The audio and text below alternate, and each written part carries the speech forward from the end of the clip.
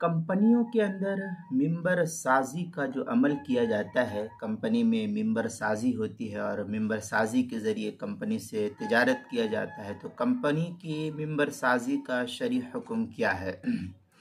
एक साहब ने मुंबई मुमरा से फ़ोन किया था कि एक कंपनी है यहाँ पर, उस कंपनी में हमको ये काम करना है कि मैं फ़लाँ आदमी को मेंबर बनाऊं कि फ़लाँ कंपनी बहुत अच्छी है, आप जो है उससे ज्वाइंट हो जाइए। तो उसमें जो है मुझे कुछ पैसा दिया जाता है बतौर एक कमीशन के।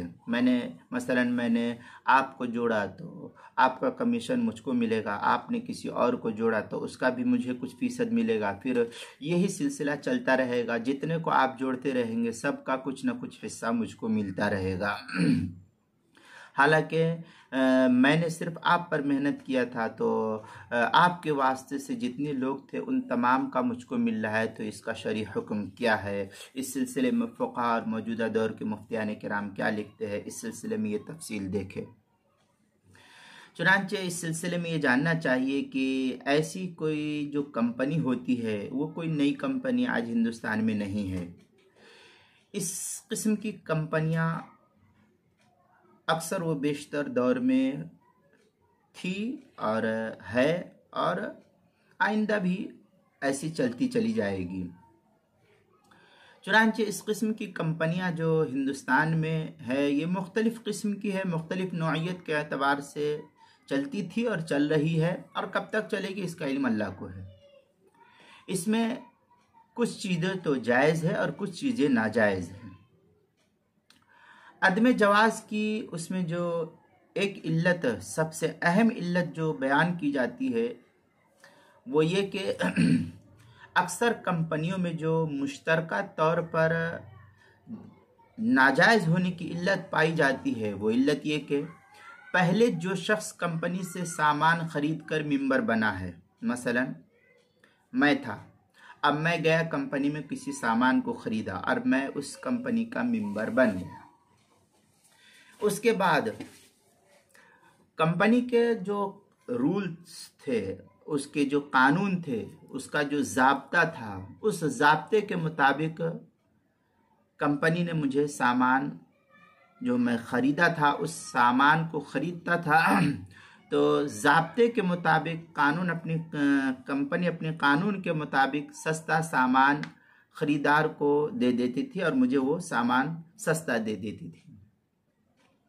अब उस सामान की फ़रोख्तगी के बाद, बेच देने के बाद, कंपनी अपने ज़ाब्ते के मुताबिक अपना जो उसका पैसा था, जितना उसको होता था, उसके मुताबिक पैसे की कमी वाला जो हिस्सा था वो मेंबर को वापस कर देती। यानी मैं गया ख़रीदने के लिए, अब मुझे वो वापस कर देती, जितना मेरा परसेंटेज के हिसाब से बनता था उतना मुझे वो सामान का पैसा वापस कर देती थी। ये बात पहले से तय है।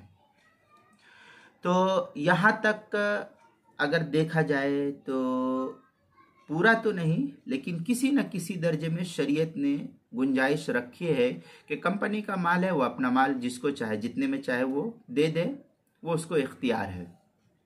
तो यहाँ तक का मामला जो है किसी न किसी दर्जे में जायज़ कहा जा सकता है, इसमें किसी कदर गुंजाइश है। लेकिन फिर इसके बाद ये देखा जाता है कि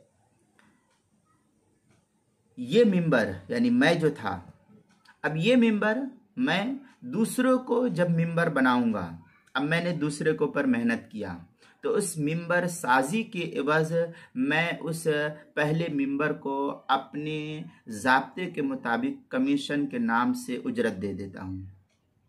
ये भी जायज़ है, एक तरीके की दलाली है।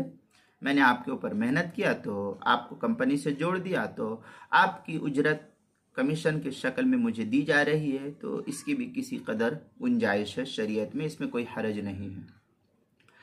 अब इसके बाद नीचे के जो मेंबरान है, जो मेंबर साजी करेंगे, अब मैंने आपके ऊपर मेहनत किया, अब आप दूसरे के ऊपर मेहनत कर रहे हैं, तीसरे के ऊपर मेहनत कर रहे हैं, 10 के ऊपर मेहनत कर रहे हैं।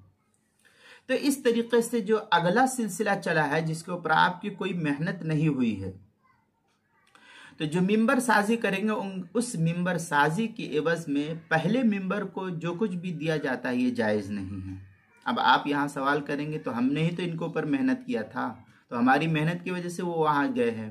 तो ये आपने मेरे ऊपर मेहनत किया है, आपने उनके साथ मेहनत नहीं किया है। और शरीयत कहती है कि आप अपनी मेहनत का हक़ुल उजरत लेंगे, यहाँ पर आपकी मेहनत नहीं पाई गई, इसलिए उसकी उजरत जो आपको दी जा रही है जायज़ नहीं है। नीचे के जितने मेंबर होंगे, जितने मेंबर साजी होंगे, चाहे वो जितने के भी बनाते चले जाएंगे, वो पहले मेंबर को जो कुछ भी दिया जाता है ये पहला मेंबर उसमें शामिल नहीं, इसलिए नीचे की जो मेंबर साजी में पहले मेंबर का बराह रास्त कोई अमल शामिल नहीं है। इसी तरह नीचे तक किसी भी जो लोग होते हैं उसका किसी भी एतबार से मेंबर साजी का कोई ताल्लुक़ ही नहीं रहता, लिहाजा उसका उजरत का कुछ हिस्सा भी पहले मेंबर को मिलना ये जायज़ नहीं होगा। इसलिए इससे परहेज़ करें मुसलमान। इस तरीक़े से जो कंपनियां होती है उस कंपनी के तरीक़ेकार और उसके मामलात में मुसलमानों के लिए शरई एतबार से शिरकत करना ये जायज़ नहीं है। जो लोग इस तरीक़े से इसमें शिरकत करते हैं वो अपने आप को इस तरीक़े से शिरकत करने से परहेज़ करें, आपका उसमें अमल दखल नहीं है। जितने लोग इसमें शिरकत करेंगे आपके तवस्सुस से और आपको उसका पैसा मिलता रहेगा, तो पहले मिंबर का आपको लेना तो जायज़ है, उसके आगे का जितने लोग भी है उसकी शिरकत करने से आपको जो पैसा मिलेगा वो पैसा आपके लिए जायज़ नहीं है। बुखारी के अंदर है वलम यरा इब्न सीरीन व अता व इब्राहिम वल हसन बिउजरत सिमसारी बासन। ये तो जो पहले मेंबर के ताल्लुक से थे कि आपने दलाली की पहले को जोड़ दिया तो ये आपके लिए जायज़ था, तो ये ठीक है, दलाली की उजरत आपके लिए जायज़ थी। ये बुखारी की रवायत है, किताबुल इजारा बाब उजरत सिमसर। ये जो हिंदी नुस्खा है उसकी पहली जिल्द 303 सफ़ा, मुसन्नफ़ इब्न अबी शैबा जो शेख अव्वामा की तहक़ीक़ के साथ मुअस्ससतु उलूमुल कुरान से छपा हुआ नुस्खा है, उसकी 11वीं जिल्द सफ़ा 339 हदीस नंबर 2250 है। फतावा शाम में है सुइला मोहम्मद इब्न सलमा अन उजरत सिमसार फ़क़ाल अर्जु अन्नहु ला बास बिही व इन कान फिल अस्ल फासिदन लिकसरत तामुल।